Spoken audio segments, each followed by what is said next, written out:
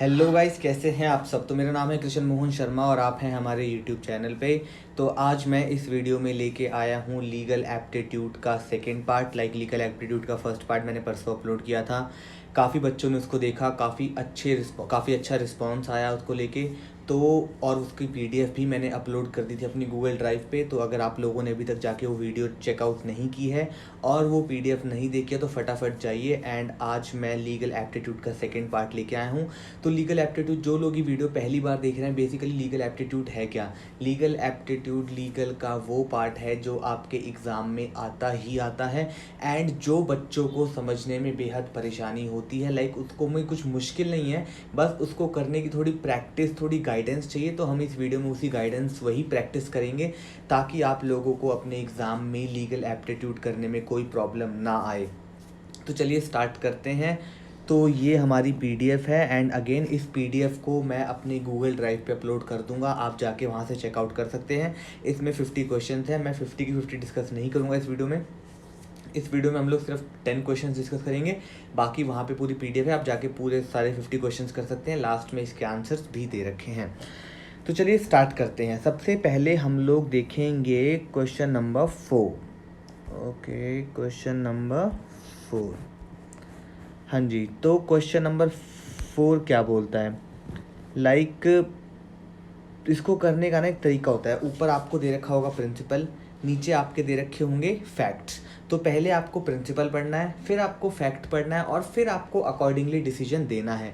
मैंने अपनी last video में भी कहा था कि भाई इसमें कई बार क्या होगा कि आपको कोई और जवाब लगा, आपका दिल कह रहा होगा कि भाई नहीं, ये आंसर नहीं होना चाहिए, लेकिन ये आंसर होना चाहिए। आपको लग रहा होगा, आपका दिल कह रहा होगा भाई ये आंसर होना चाहिए, लेकिन वो आंसर नहीं होगा क्योंकि प्रिंसिपल कोई और बात कह रहा होगा। तो हमें स्ट्रिक्टली प्रिंसिपल को ही फॉलो करना है। तो चलिए आइए देखते हैं क्वेश्चन नंबर 4 में प्रिंसिपल क्या बोल रहा है। प्रिंसिपल कह रहा है a person is said to be sound mind for the purpose of making a contract if at the time when he makes it he is capable of understanding it and of framing a rational judgment as to its effects upon his interest। इसका मतलब ठीक है कि भाई कोई भी व्यक्ति अगर अपने साउंड माइंड में है, उस वक्त साउंड माइंड का है और अपना कोई कॉन्ट्रैक्ट कर रहा है, तो वो कॉन्ट्रैक्ट वैलिड होगा अगर वो व्यक्ति उस टाइम पे ये जज कर पा रहा है कि क्या सही है और क्या गलत है। तो ये प्रिंसिपल है। अब पढ़ते हैं हम लोग फैक्ट। फैक्ट क्या बोलता है। फैक्ट बोलता है Mr X who is usually of sound mind, मतलब वो यूजुअली साउंड माइंड के रहते हैं but occasionally of unsound mind, कभी कभी उनका दिमाग खराब हो जाता है। Enters into a contract with Mr Y, Mr Y के साथ वो एक कॉन्ट्रैक्ट में आए। He was of unsound state of mind Mr Y when. अच्छा हाँ, क्वेश्चन कह रहा है कि मिस्टर एक्स जो यूजुअली जिनका दिमाग ठीक रहता है लेकिन कभी कभी उनका दिमाग खराब भी हो जाता है, तो एक दिन उनका दिमाग खराब था और उस समय वो मिस्टर वाई के साथ कॉन्ट्रैक्ट में आए। Mr Y having come to know about this fact afterward, Mr Y को ये चीज़ बाद में पता चली कि भाई उस कॉन्ट्रैक्ट करते टाइम उसका दिमाग खराब था। Wants to file a suit for Mr X, अब मिस्टर वाई मिस्टर एक्स पे सूट फाइल करना चाहते हैं। तो क्या ये कर सकते हैं। अब हमें ऑप्शंस क्या क्या दे रखे हैं। हमें ऑप्शंस दे रखे हैं Y can not enter into a contract because he is of unsound mind state of mind when he enters into the contract. ठीक बात है भाई, मिस्टर एक्स उस टाइम पे स्टेट ऑफ माइंड में नहीं थे, अनसाउंड स्टेट ऑफ माइंड में थे। चलिए नेक्स्ट पढ़ते हैं। Mr X can enter into a contract but the burden is on the other party to prove that he was of unsound mind at the time of the contract. ठीक है, next पढ़ते हैं। Mr X can enter into contract but the burden is on Mr X to prove that he was of the sound state of mind at the time of the contract और none of the above. तो इसको एक बार मैं दोबारा principal पे जाता हूँ।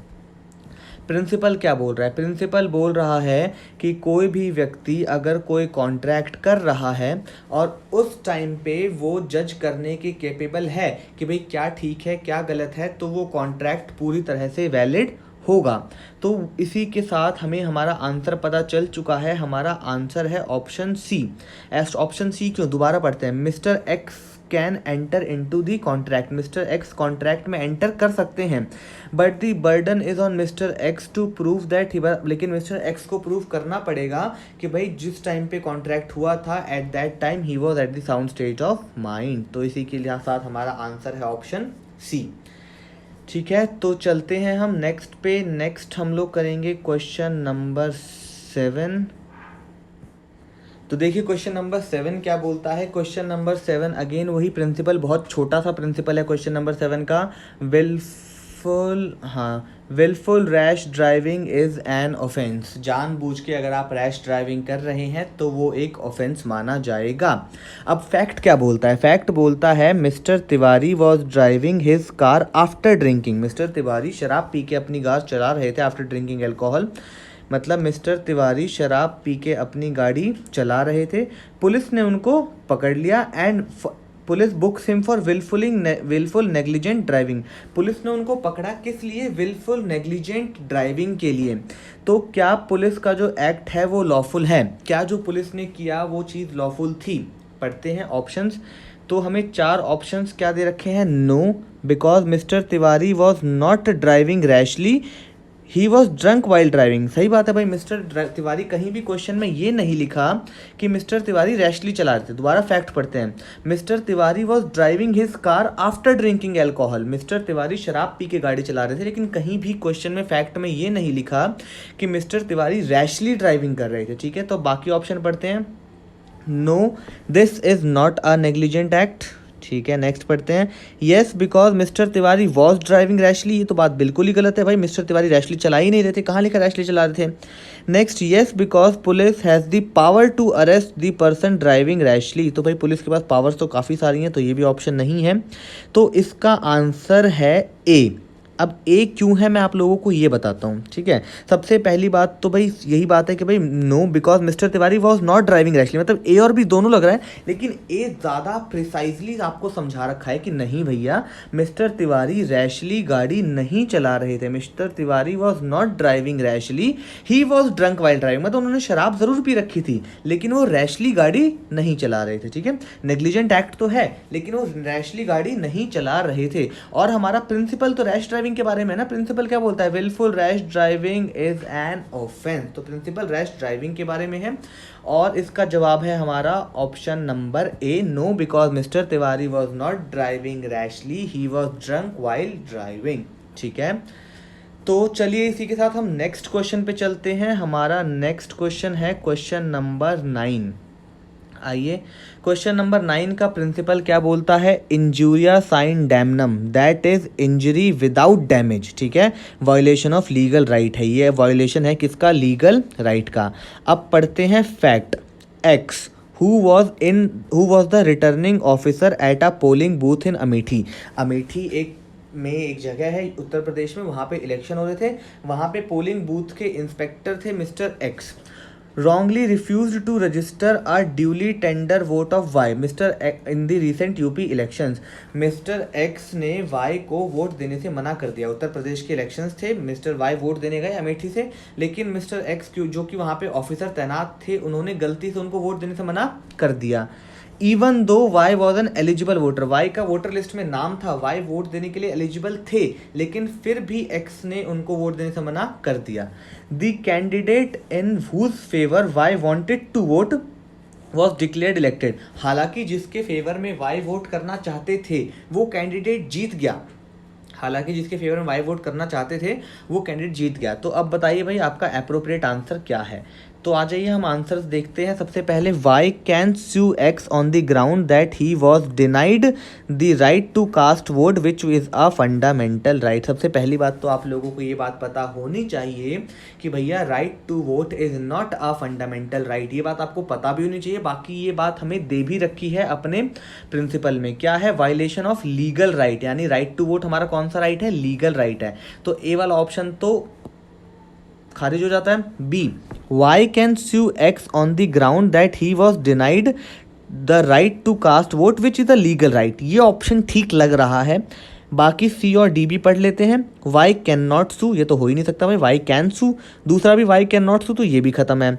तो आंसर इज बी, आंसर क्या है बी, कि भाई वाई एक्स को सू कर सकता है क्योंकि वोट देने का उनका लीगल राइट है जो उनसे एक्स ने छीन लिया। ठीक है, तो आई होप आपको समझ में आया होगा। नेक्स्ट क्वेश्चन है क्वेश्चन नंबर 11। क्या बोल रहा है? क्वेश्चन नंबर 11 का प्रिंसिपल है ignorance of fact is excused but ignorance of law is no excuse. भाई इग्नोरेंस, एक बार अगर आप फैक्ट इग्नोर करते हो तो उसका तो फिर भी एक्सक्यूज माना जा सकता है, लेकिन अगर आप किसी लॉ को इग्नोर कर रहे हो तो भाई उसका कोई एक्सक्यूज नहीं है। आइए अब फैक्ट देखते हैं।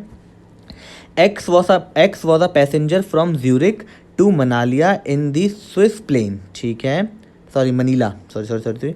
When the plane landed at the airport of Bombay on 28th November 1962, it was found on searching that X carried 34 kg of gold bars on his person and that he had not declared it on the manifest of transit। अगर आप लोगों को नहीं पता तो मैं बता देता हूँ कि भाई जब भी आप लोग किसी बाहर देश से आ रहे हो और बहुत सारा सोना वोना लेके आते हो ना, तो आप लोगों को एयरपोर्ट पे एक मैनिफेस्ट ऑफ ट्रांसिट दिखाना पड़ता है कि भाई मैं ये सामान यहाँ से इतना इतना लेके आ रहा हूँ। तो ऐसा ही हुआ, एक्स मनीला से आ रहे थे स्विस प्लेन से, तो वो बॉम्बे उतरे 28 नवंबर 1962 को। तो उनके पास चेकिंग में पता चला कि उनके पास 34 केजी गोल्ड था जो उन्होंने अपने मैनिफेस्ट ऑफ फॉर ट्रांसिट में नहीं दिखाया था। ठीक है, ऑन 26 नवंबर 1962 यानी उससे 2 दिन पहले ही the government of India has issued a notification modifying its earlier exemption making it mandatory now that the gold must be declared in the manifest of the aircraft। अब हुआ क्या, पूरी कहानी अब समझ में आई कि भाई 28 नवंबर को वो आए थे, लेकिन 26 नवंबर को 2 दिन पहले ही गवर्नमेंट ऑफ इंडिया ने एक नोटिफिकेशन इशू कर दी कि भाई पहले जो गोल्ड में हम लोगों ने एग्जेम्पशन दे रखी थी उस एग्जेम्पशन को सरकार वापस लेती है। अब आप बाहर से कुछ भी गोल्ड ला रहे हो तो आपको मैनिफेस्ट ऑफ ट्रांसिट में दिखाना पड़ेगा। ठीक है, समझ में आया? तो अब चलिए देखते हैं ऑप्शंस क्या क्या है हमारे पास। सबसे पहला option A, X can not be prosecuted because he had actually no knowledge about the new notification issued 2 days ago. ठीक है भाई, एक्स के खिलाफ केस नहीं हो सकता क्योंकि एक्स को पता नहीं था कि भाई 2 दिन पहले ही कुछ लॉज चेंज हो गए हैं। X can not be prosecuted because ignorance of fact is excusable. लेकिन क्या ये इग्नोरेंस ऑफ फैक्ट है? सवाल ये आता है भाई, बात कह रहा है क्वेश्चन कि भाई ठीक है, प्रिंसिपल भी यही बोल रहा है। देखिए आप, प्रिंसिपल भी हमारा यही बोल रहा है कि भाई इग्नोरेंस ऑफ फैक्ट को हम एक्सक्यूज कर देंगे, हम इग्नोरेंस ऑफ फैक्ट को एक्सक्यूज कर देंगे, लेकिन हम इग्नोरेंस ऑफ लॉ को एक्सक्यूज नहीं करेंगे। तो भाई जो ये सोना लेके आए, तो क्या ये इग्नोरेंस ऑफ फैक्ट था या इग्नोरेंस ऑफ लॉ था? बिल्कुल ठीक जवाब, ये इग्नोरेंस ऑफ लॉ था। भाई आपके देश का कानून आपको नहीं पता, ये कोई फैक्ट इग्नोर नहीं किया आपने, ये लॉ इग्नोर किया। ठीक है, x can be prosecuted because ignorance of law is not excusable. X liability would depend on the description of the court. भाई ये तो चौथा ऑप्शन तो कुछ कह ही नहीं रहा, ये दूसरा भी नहीं है। अब आंसर आता है ए और सी में से। ठीक है, तो ए वाला क्वेश्चन कह रहा है कि भाई एक्स के खिलाफ प्रोसिक्यूशन नहीं होगा क्योंकि 2 दिन पहले ही लॉज चेंज हुआ था और उसको ये बात नहीं पता थी। ठीक है, तो ये बात ना कुछ जम नहीं रही क्योंकि ना कहीं भी ऐसा लिखा नहीं है कि भाई 2 दिन तक या 10 दिन तक कोई छूट दी जाएगा, ऐसा कुछ नहीं लिखा। हाँ ठीक है, हमें अपने पर्सनल वे में लग रहा होगा कि यार क्या पता बेचारे को क्या पता चला होगा, लेकिन ऊपर प्रिंसिपल में ऐसा कुछ नहीं लिखा। प्रिंसिपल में सिर्फ लिखा हुआ है इग्नोरेंस ऑफ फैक्ट को एक्सक्यूज कर देंगे, इग्नोरेंस ऑफ लॉ का कोई एक्सक्यूज नहीं है। तो इसका आंसर सी ज़्यादा सटीक बैठ रहा है कि भाई एक्स को प्रोसिक्यूट किया जाएगा because ignorance of law is not an excuse. ठीक है, तो इसी के साथ नेक्स्ट क्वेश्चन पे आते हैं। नेक्स्ट है हमारा क्वेश्चन नंबर 16 ना, एक नई तरीके का क्वेश्चन है, इसको हम बोलते हैं असर्शन और reason question. Assertion is denoted with A and reason is denoted with R. तो इस तरह के सवाल भी पेपर में आते हैं एंड ये थोड़े कंफ्यूजिंग नेचर के होते हैं। तो मैं पहले आपको समझा देता हूँ कि ये किस तरीके से किए जाते हैं। तो चलिए पहले क्वेश्चन नंबर 16 एक बार पढ़ते हैं। 16 क्वेश्चन क्या बोल रहा है? 16 क्वेश्चन बोल रहा है अ void contract is not necessarily illegal. इसको आप कन्वर्ट करिए कि भाई कोई भी वॉइड कॉन्ट्रैक्ट है वो नेसेसरी नहीं है कि इलीगल होगा ही होगा। बिल्कुल ठीक बात है भाई, कई बार लीगल कॉन्ट्रैक्ट्स भी वॉइड हो जाते हैं।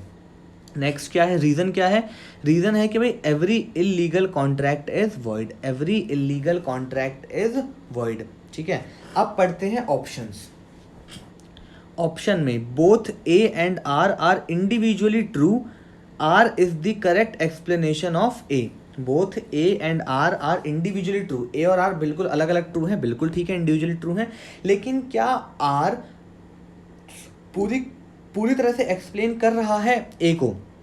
देखिए ए क्या बोल रहा है, ए बोल रहा है ज़रूरी नहीं है कि भाई, ए क्या कह रहा है, अ void contract is not necessarily illegal, void contract necessary नहीं है कि इलीगल होंगे ही होंगे। ठीक है, इसका मतलब ए को अगर हम और ज़्यादा एक्सटेंसिव वे में पढ़ें तो ए कहना चाह रहा है कि भाई वॉइड कॉन्ट्रैक्ट्स लीगल भी हो सकते हैं और इलीगल भी हो सकते हैं, लेकिन वही अगर हम रीज़न देखें तो इलीगल कॉन्ट्रैक्ट इज वॉइड, मतलब इलीगल, सारे इलीगल कॉन्ट्रैक्ट्स वॉइड होते हैं। तो रीज़न पूरी तरह असर्शन को एक्सप्लेन नहीं कर पा रहा, इसका मतलब ए का आंसर तो नहीं है।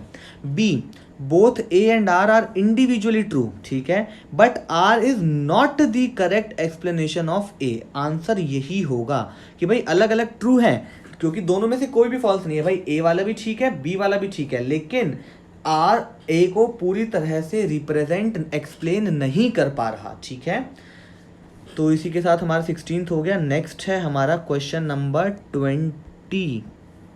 आइए, तो 20 का प्रिंसिपल क्या है? 20 का प्रिंसिपल बोलता है everyone has the right to defend their life and property against criminal harm provided it is not possible to approach public authorities and more harm than that is necessary has not been caused to avoid the danger। ठीक है, मतलब इसका मतलब यही है कि भाई हर किसी को अपना राइट टू प्राइवेट डिफेंस है। हिंदी में इसका आसान भाषा में इतना ही मतलब है। ठीक है, अब पढ़ते हैं फैक्ट। कहानी क्या है? W on returning home late after work, काम से देर से घर आ रहे थे, was accosted by an armed vagabond, मतलब कुछ लुटेरों ने उनको रास्ते में पकड़ लिया, who tried to rob her purse, अच्छा वो उनका पर्स चुराना चाहते थे, and valuables at knife point, चाकू दिखा के पर्स और गहने जेवर जो भी वैल्यूएबल्स थे वो लेना चाहते थे। W raised an alarm but was unsuccessful in obtaining help, W ने कॉल वॉल किया पुलिस को, लेकिन अनसक्सेसफुल थी वो हेल्प लेने में। In the ensuing struggle, W snatched the knife from the brigand and killed him। तो छीना झपटी में क्या हुआ? W ने चोर लुटेरों से चाकू लिया और लुटेरों को मार दिया। ठीक है, अब W के ट्रायल में क्या हुआ? W के ट्रायल में क्या हुआ? फर्स्ट पॉइंट क्या है? Can claim the right of private defence as she was defending her own life and property, बिल्कुल ठीक है भाई, कर सकते हैं। Second, can claim private defence as she tried to obtain help but could not approach the public authorities, भाई ये बात भी बिल्कुल ठीक है। Can not claim private defence, ये बात तो बिल्कुल गलत है भाई, प्राइवेट डिफेंस क्लेम कर सकते हैं। फोर्थ वाला ऑप्शन भी गलत है भाई, तो आंसर है हमारा 1 और 2, which is answer is a 1 and 2। ठीक है, तो अब चलते हैं नेक्स्ट पे। नेक्स्ट है हमारा क्वेश्चन नंबर 25 देखते हैं। क्वेश्चन नंबर 25 क्या बोल रहा है? 25 बोल रहा है an agreement is enforceable at law if parties who have attained majority and are competent to contract enter into it with free consent for consideration and the contract is not contrary to law and against the public policy. ठीक है भाई, ये तो बिल्कुल contract act के basic चीज़ें हैं कि भाई कोई भी पार्टी जो has attain the age of maturity की एज को अटेन कर चाहिए, 18 साल से ऊपर हैं और कॉम्पिटेंट हैं कॉन्ट्रैक्ट करने के लिए, एंड उस कॉन्ट्रैक्ट में कुछ भी गैर कानूनी नहीं है, कुछ भी पब्लिक पॉलिसी के खिलाफ नहीं है, तो उस कॉन्ट्रैक्ट को पूरी तरह वैलिड मानेंगे। ठीक है, ये तो बात नॉर्मल है, बेसिक कॉन्ट्रैक्ट एक्ट की बातें हैं ये तो। अब पढ़ते हैं फैक्ट। फैक्ट क्या है? फैक्ट है a boy of 16 year enters into an agreement to sell his flat at Bandra for a sum of 5 lakh rupees. एक व्यक्ति था। अब ए की यहाँ पे एज बहुत मैटर करती है। ए की एज कितनी है? 16 साल। 16 साल की एज है और उन्होंने अपना बांद्रा वाला बेचना चाहा, किसको? 5 लाख रुपए में। ठीक है, किसको बेचा नहीं ये नहीं बताई। ठीक है, as father is very annoyed with A के फादर को बहुत गुस्सा आया ट्रांजैक्शन पे and does not allow the delivery, लेकिन उन्होंने डिलीवरी नहीं दी घर की, भाई मैं तो घर नहीं छोड़ूंगा। अब the buyer files a suit for a specific performance, अब बायर ने सूट फाइल कर दिया कोर्ट में केस कि भाई मेरे को तो घर चाहिए, मेरे को घर चाहिए। तो अब चलिए देखते हैं ऑप्शन में क्या है।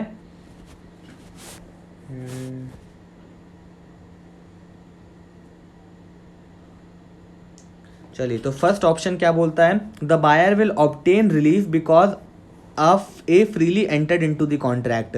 भाई ठीक है, ये कहना भी कि भाई बायर को तो घर मिलेगा क्योंकि ए फ्रीली कॉन्ट्रैक्ट में आया था। चलिए नेक्स्ट बात पढ़ते हैं, the buyer will obtain relief because the agreement is with consideration, क्योंकि एग्रीमेंट में कंसिडरेशन भी था तो बायर के पास एक और अपर हैंड था। ठीक है, the buyer will not succeed because A's father does not approve of the contract, क्योंकि ए के फादर ने कॉन्ट्रैक्ट के लिए अप्रूवल नहीं दिया। तो भाई कॉन्ट्रैक्ट में कहीं भी कोई अप्रूवल वाली बात नहीं है। आप लोगों ने अगर कॉन्ट्रैक्ट एक्ट पढ़ा है तो आप लोगों को पता होगा कि भाई कॉन्ट्रैक्ट में कहीं भी कोई अप्रूवल का केस नहीं आता, कोई अप्रूवल का कोई कंसेप्ट ही नहीं है। Next, the buyer will not succeed because A is below the age of 18 years, और ये आ गई भैया हमारी प्रिंसिपल की बात कि कोई भी व्यक्ति जो कॉम्पिटेंट है कॉन्ट्रैक्ट करने के लिए, लेकिन ए तो कॉन्ट्रैक्ट करने के लिए कॉम्पिटेंट था ही नहीं because A was a minor. तो इसका आंसर है ऑप्शन डी। ठीक है, अब हम आगे चलते हैं। हाँ जी, तो नेक्स्ट क्वेश्चन नंबर 30 बोलता है कि a man would be responsible for all direct consequences of his act. ये बहुत इंपॉर्टेंट है, ये टॉट का क्वेश्चन है एंड कंफ्यूज करता है बच्चों, ध्यान से देखिएगा।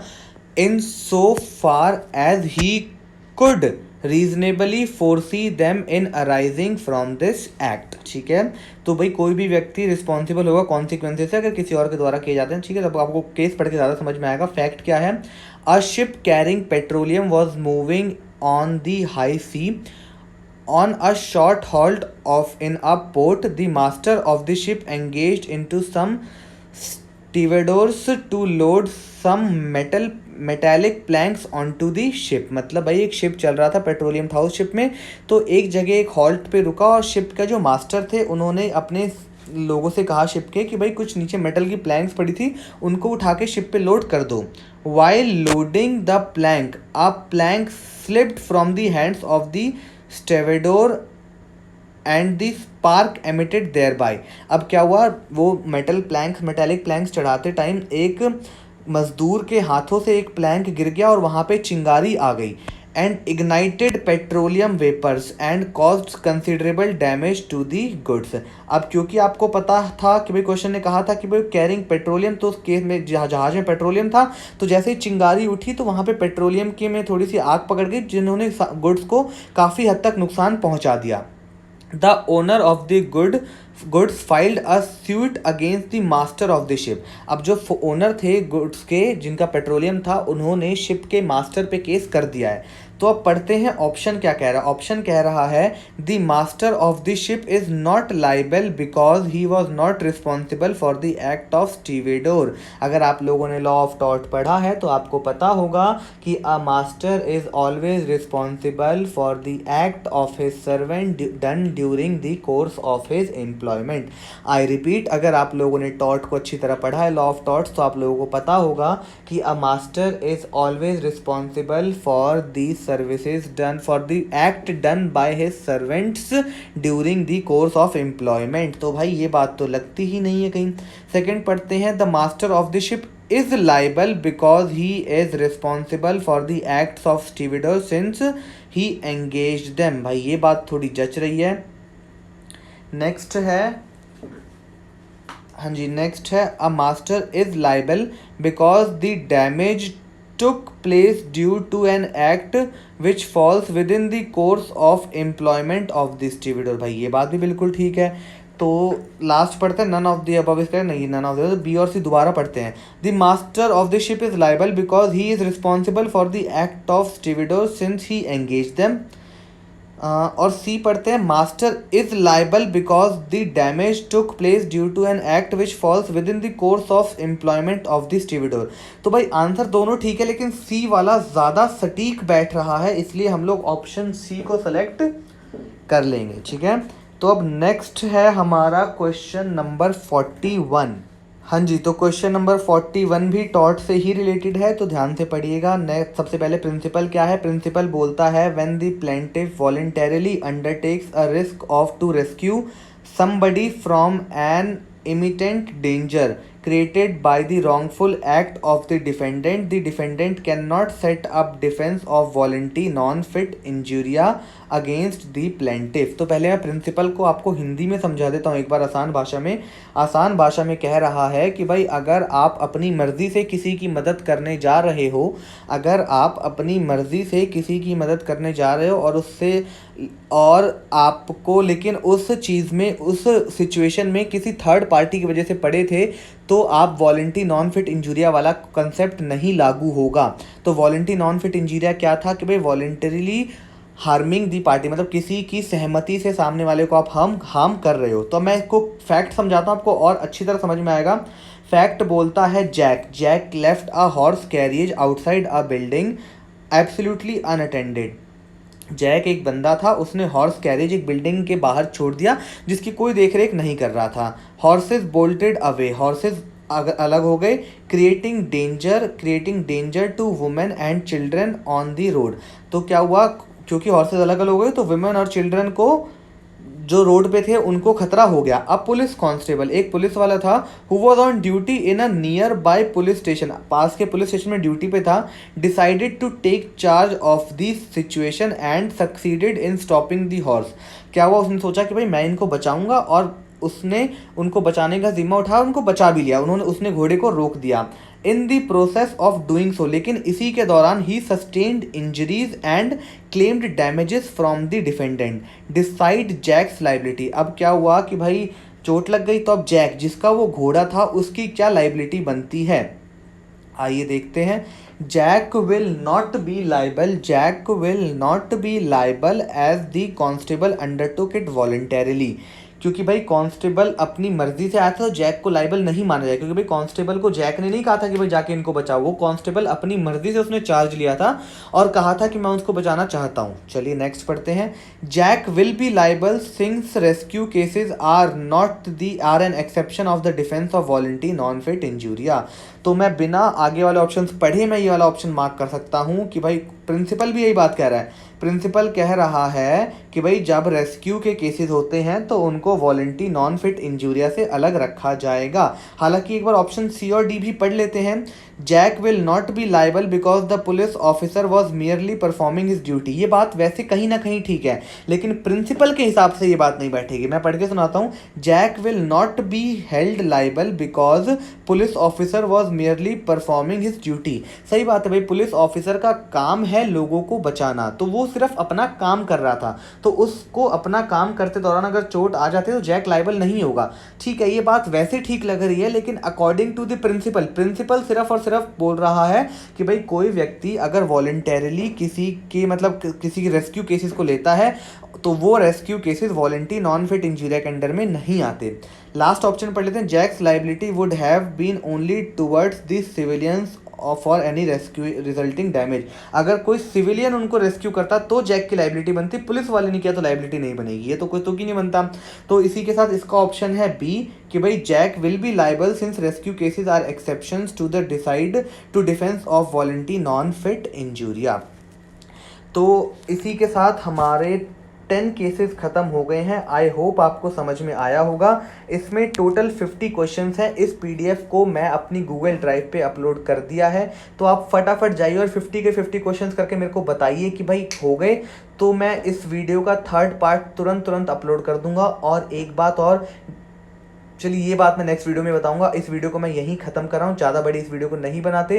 तो अगर आप लोगों ने वीडियो पूरी देखी है तो प्लीज़ इसको एक बार लाइक कर दें, अपने कुछ फ्रेंड्स के साथ शेयर कर दें, जिससे कि उनकी भी लीगल एप्टीट्यूड में, लीगल रीजनिंग में हेल्प हो जाए। बिकॉज भाई चाहे क्लैट का पेपर हो चाहे कोई भी एग्जाम हो, भाई ये टॉपिक बहुत इंपॉर्टेंट है ही है। तो इसी के साथ चैनल को सब्सक्राइब कर लें, वीडियो को लाइक कर दें, कमेंट करें अगर कुछ चीज़ समझ ना आई हो तो, और हमारे साथ जुड़े रहें भाई। बिकॉज अभी से लेके एंट्रेंस तक बहुत हेल्प होगी आप लोगों की अगर हमारे साथ जुड़े रहेंगे तो। ठीक है, तो फिर बहुत जल्द मिलेंगे। धन्यवाद।